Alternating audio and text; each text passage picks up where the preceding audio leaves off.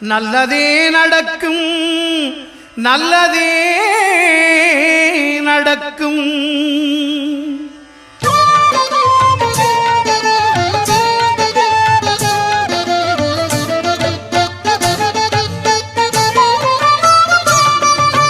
ஒன்பது கோளும் ஒன்றாய் காண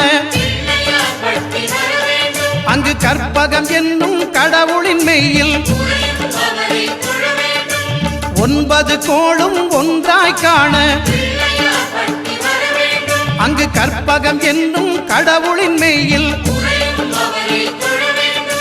சூரியன் முதலாய் 9 கிரகமும் பலவித குணங்களை கொண்டிருக்கும். எங்கள் கற்பக தருவில் அவை வரும்போது ஒன்றாய் சேர்ந்து பலனளிக்கும்.